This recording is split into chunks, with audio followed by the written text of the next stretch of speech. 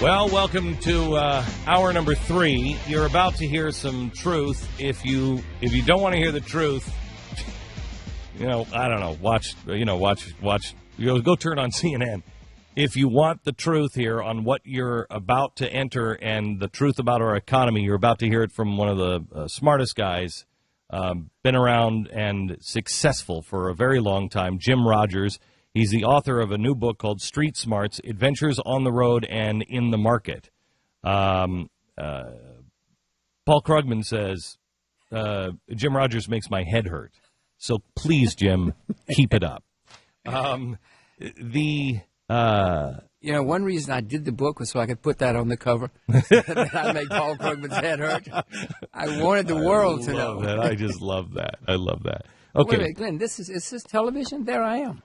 Yeah, that's television. Well, let me put on my tie, for God's sakes. You don't need to wear a tie, Jim.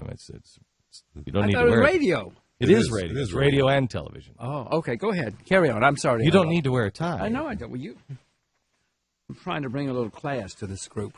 It's impossible. So Jim, you're going to be on television with me tonight at 5 o'clock, and we're going to go over, the ideas that really, quite honestly, the president and many in the GOP are just going right along with it. And we just had Rand Paul on, who, he's got, I think, a plan that might work at this point. Are we past the point of no return? Yes, because the debt is physically impossible to pay off. We are the largest debtor nation in the history of the world. Not just the largest debtor nation in the world, but in world history. And if you take in the off-balance sheet, Glenn, it's physically impossible to pay it off. If everybody paid 100% of their earnings as taxes, we still couldn't pay it off. I talked to some banker friends of mine who are, strangely, hey, well, we can do that. And they don't notice the slide that they're in, I've talked to them for 10 years, and it's always, well, that's not going to happen. Yes, it is. No, it's not going to happen. They never do that. And they just keep sliding down. The last conversation I had with one of them, they said, Glenn, it's not so bad. And listen to this. It's not so bad. How do you believe it's not so bad? We still have the national parks. So we're going to sell the national parks. We could sell Santa Claus. We could sell the North Pole, too. We could occupy the North Pole, sell the North Pole. It's crazy talk. I know. It's insane. Okay, so wait a minute. So how does this go from here? What are the road signs that we should look at? And, people like you can get on your plane and you can go to Singapore. I can't go to Singapore. And most people can't go to Singapore. And quite honestly, if America goes away, I don't know how lucky you are in Singapore. Who's going to, who's policing anything in the world or providing stability except dictators?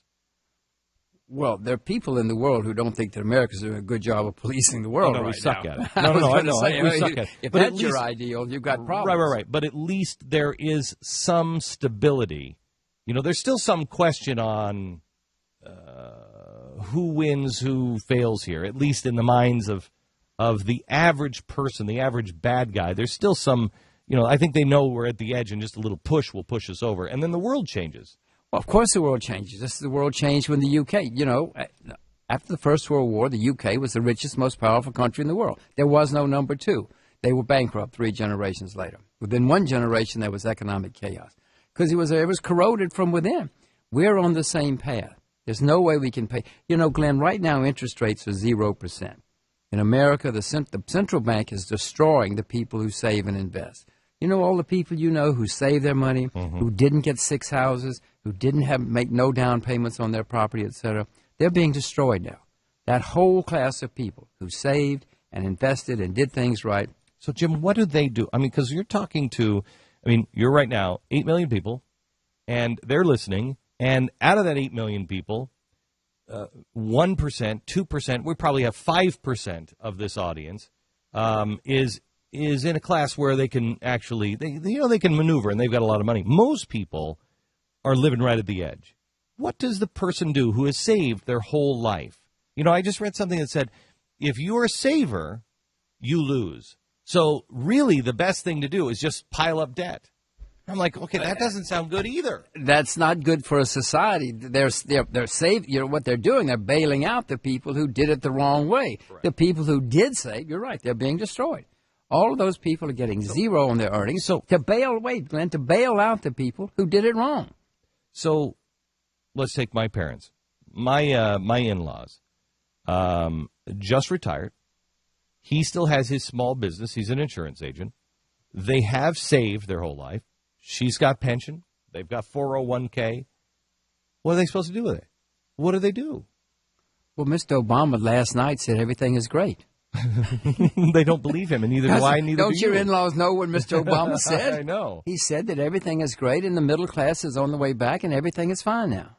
I mean, the man is delusional. I was really afraid when I saw that.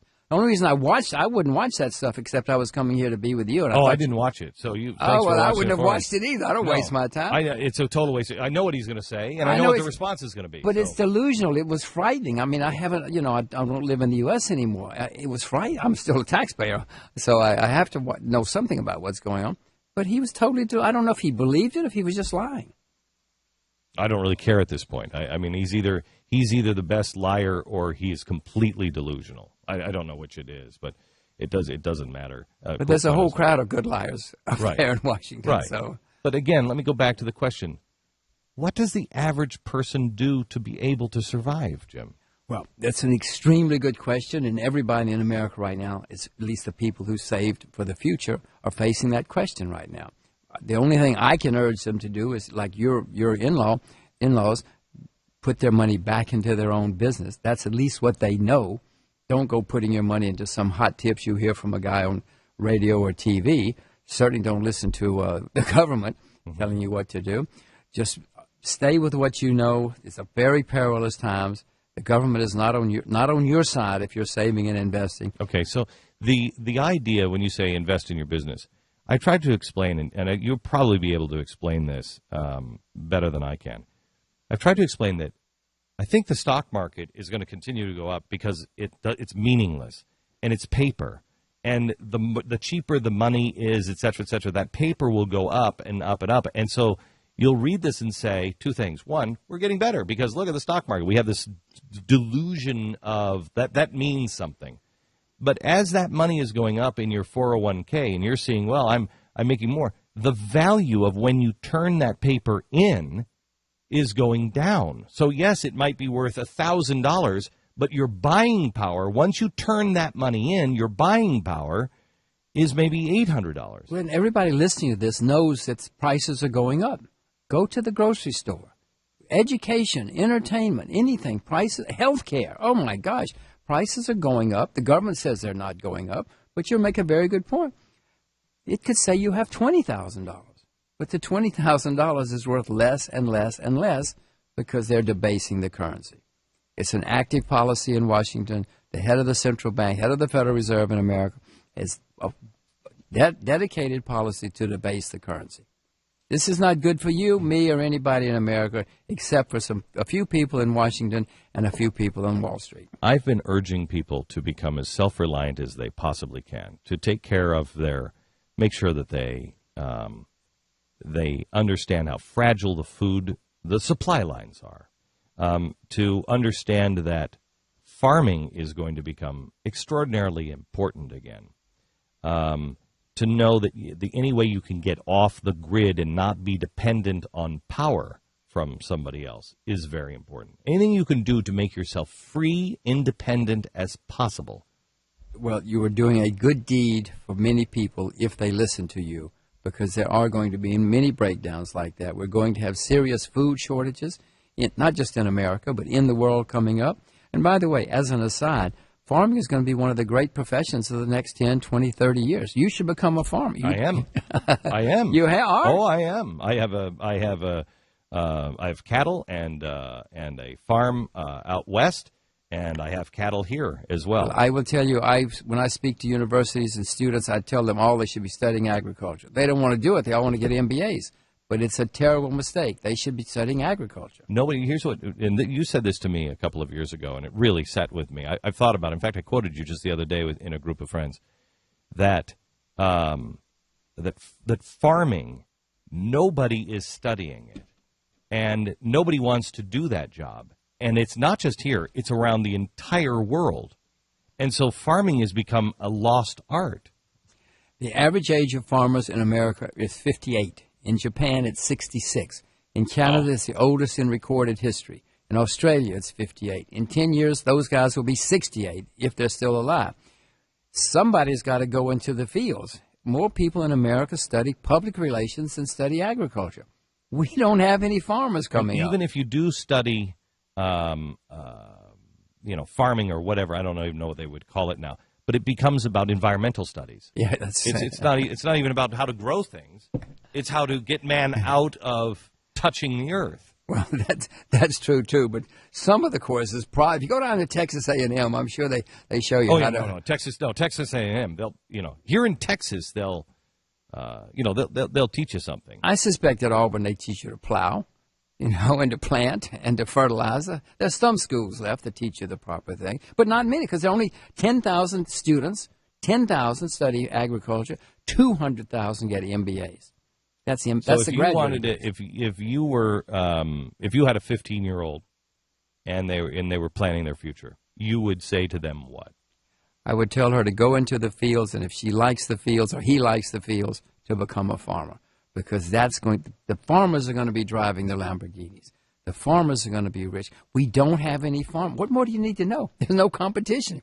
In stockbroking and finance, there's lots of competition. 200,000 MBAs every year, Glenn, every year.